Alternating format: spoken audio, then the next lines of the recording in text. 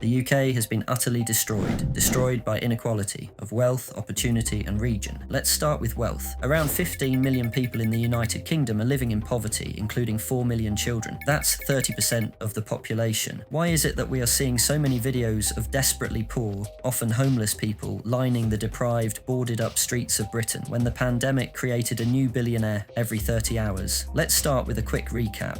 Following World War II, trade unions and the government were much more influential over policy than by today's standards, so equality was relatively stable. However, in the 1980s under Thatcher, the economy underwent adoption of extreme free market neoliberal reforms. This surged inequality to never-before-seen levels, despite doing wonders initially for economic growth. The new Labour government of the 1990s slowed this trend down, but it picked back up during the peak of the housing market bubble of 2008. Ever since the pandemic, UK growth has stagnated, which has impacted the poor the most, despite the richest 20% seeing their incomes rise 1.6% to £66,000. The poorest 20% have seen their incomes fall 3.8% to £14,500. Overall, GDP per capita gradually increased, but slowed down since 2010 and plummeted in 2020. People may point to the low unemployment figure of 3.8%, as well as consistent GDP growth as evidence of a strong economy. However, much of this growth can be attributed to population rises, particularly due to huge increases in migration over the last few years. Migration has also coincided with low unemployment, but most of these jobs taken have been low-income, temporary jobs. As you can see, there has been a huge rise in zero-hour contract jobs. For example, food delivery, short-term gig work, and online work have surged in popularity. But these do not help solve inequality. They make it worse, as they provide no opportunity to climb the income ladder. Deliveroo riders often earn less than £2 an hour, far less than the minimum wage, but take this work in desperation for any income they can find. Lack of opportunities, as well as minimal government support, has led to widespread destitution. Those working saw their wages eaten up by inflation, leading to record low real incomes. Although wages increased by 6% last year, inflation reached a peak of 10%. Those unable to work and on universal credit cannot cover their costs. Rent and energy costs soared 5% last year. Also, homelessness is rampant. Over 300,000 people in England are homeless. That is 0.6% of the population. Young adult home ownership rates have collapsed, meaning there is a record amount of young people living with their parents. This is because it has become near impossible for first-time buyers to buy a home on low income. Housing prices are sky high. Many people need a 2008-style crash to be able to afford one. This has worsened inequality by widening the wealth-to-income ratio.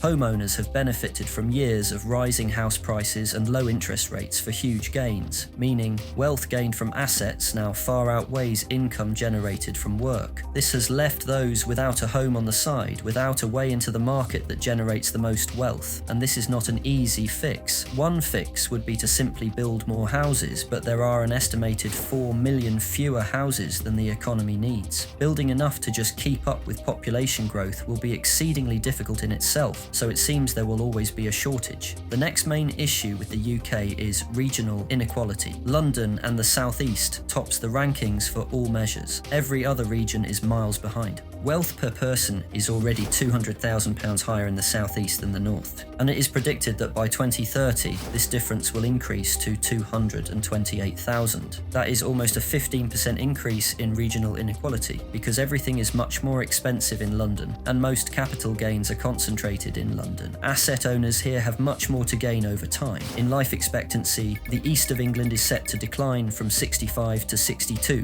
by 2030. The northeast is looking at a life expectancy of 59, while London will see it rise to 65. So these inequalities are not just statistics on a paper, they represent life and death scenarios. So what exactly is the government planning on doing to negate this? Well, 2 years ago, they published their Levelling Up strategy, pledging £13 billion to regenerate town centres and upgrade local transport in particularly deprived areas. This will not solve the problem. First of all, more money is needed. Second, the root cause of inequality lies in concentrations of wealth and capital gains in London. To actually attempt to solve the inequality problem, radical tax policies must be made on wealth, not income. It is obviously not an easy fix. It will take decades to eradicate poverty in the UK, but a rise in awareness as well as innovative new policies can bring hope for the future. Thank you for watching.